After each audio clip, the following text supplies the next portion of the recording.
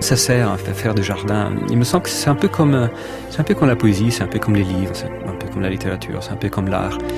Je ne vais pas abuser de ce terme, mais c'est quelque chose d'assez pathétique, évidemment, dans le sens qu'un poème, un livre, un jardin ne peuvent absolument rien contre les bombes, contre la barbarie ou contre l'histoire, tout court, sans parler de moments spécialement difficiles comme celui que vit Zachary West pendant qu'il écrit ses poèmes.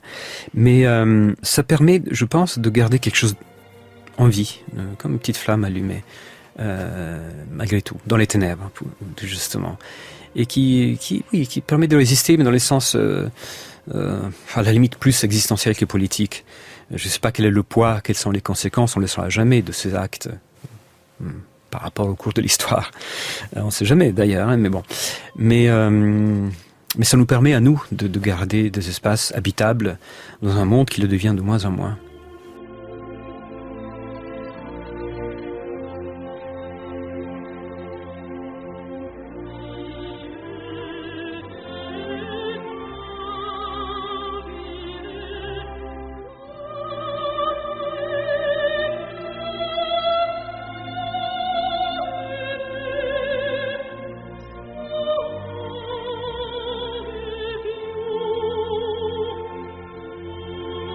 Vous voyez dans cette silhouette-là, à proprement parler.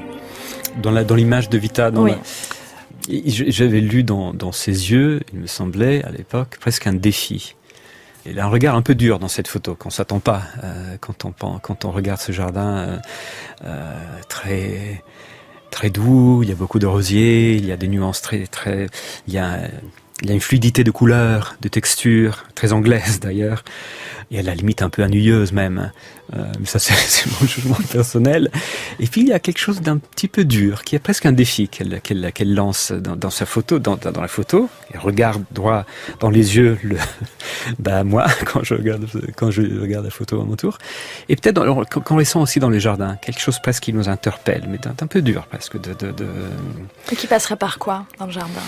Cette dureté. Par quoi, justement? Peut-être par une interrogation, justement pour aller au-delà de cette image du jardin comme simple espace, comme simple lieu dans lequel on cultive de jolis rosiers.